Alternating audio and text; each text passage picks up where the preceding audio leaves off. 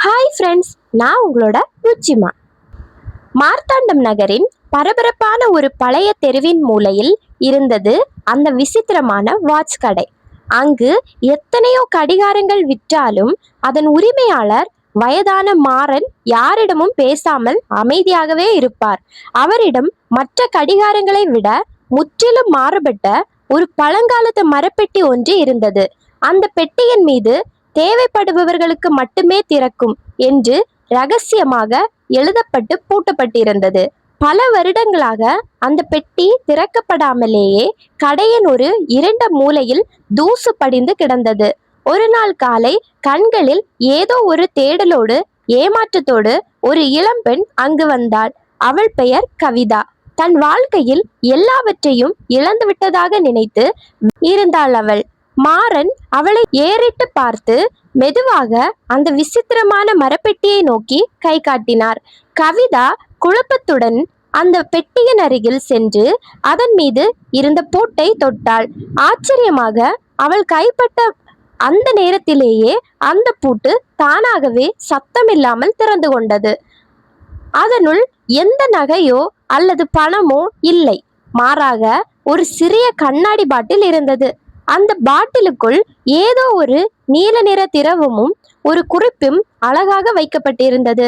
இதை குடிக்கும் நபர் தன் கடந்த காலத்தின் ஒரு நாளை மீண்டும் வாழலாம் என்றிருந்தது. கவிதாவுக்கு தன் கண்களையே நம்ப முடியவில்லை. இது சாத்தியமா என்று வியப்புடன் மாறனை பார்த்தாள். மாறன் அமைதியாக புன்னகைத்து, உன் வாழ்க்கையை மாற்ற உனக்கு கிடைத்த ஒரு வாய்ப்பு என்று கூறினார். அவள் யோசிக்காமல் தன் வாழ்க்கையின் மிக மோசமான அந்த நாளை மாற்ற திரவத்தை குடித்தாள். கண்கள் இரண்டு அடுத்த நொடி அவள் சரியாக 3 வருடங்களுக்கு முந்தைய நாட்களுக்கு சென்றாள்.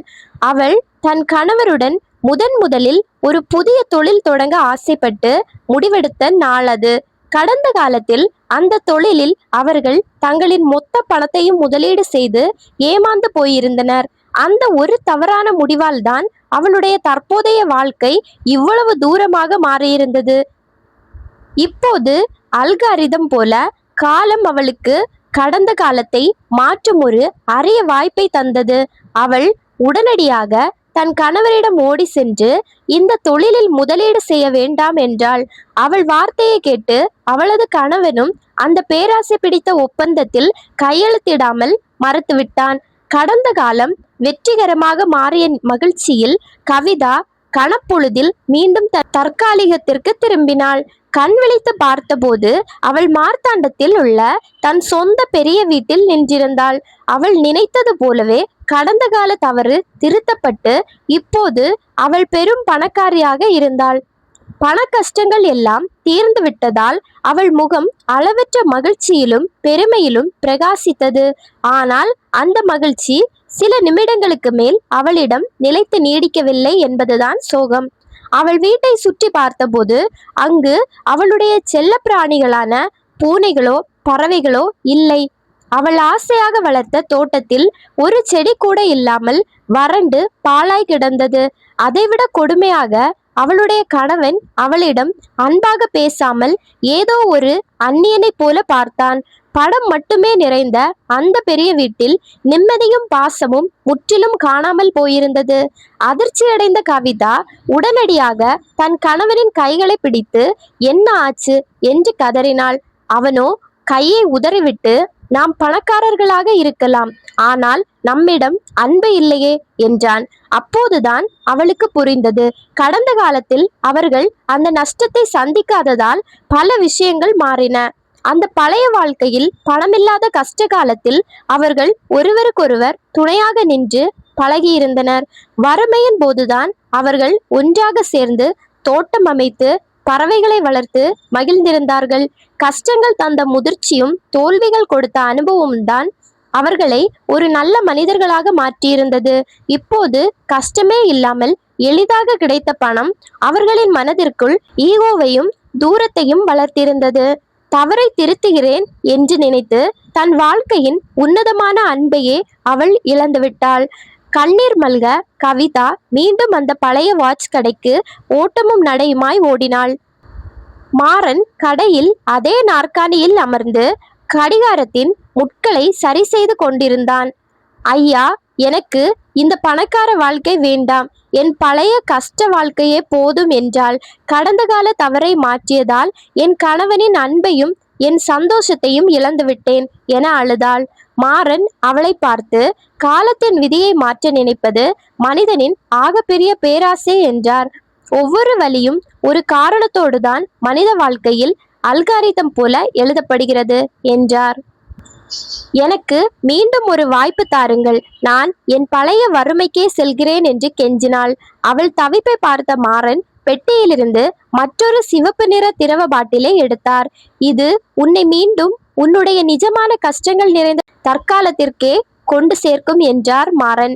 ஆனால் நினைவிருக்கட்டும், அங்கு மீண்டும் உனக்கு பண கஷ்டமும் கடன்களும் மட்டுமே மிஞ்சியிருக்கும் என்றார்.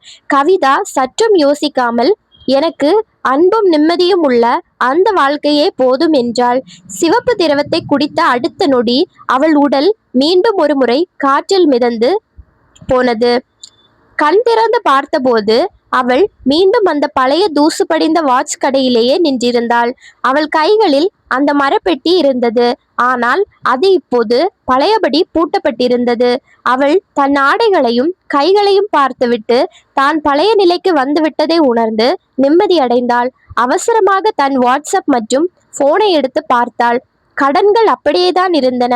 ஆனால் அவளது போனில் அவளது கணவரிடமிருந்து ஒரு அன்பான குறுஞ்செய்தி வந்திருந்தது.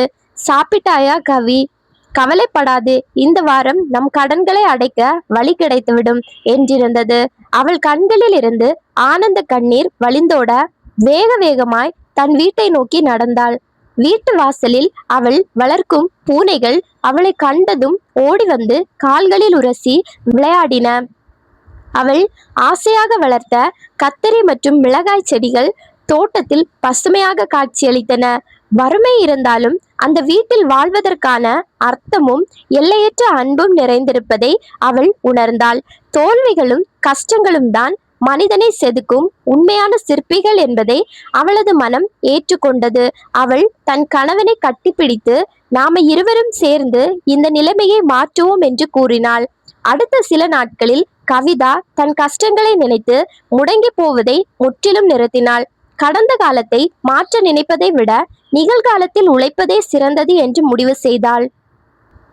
வாழ்க்கையில் நமக்கு கிடைக்கும் தோல்விகளும் கஷ்டங்களும் நாம் செய்த பாவங்கள் அல்ல, அவை நம்ம அடுத்த கட்டத்திற்கு செதுக்கும் காலத்தின் இரகசிய உத்திகள்.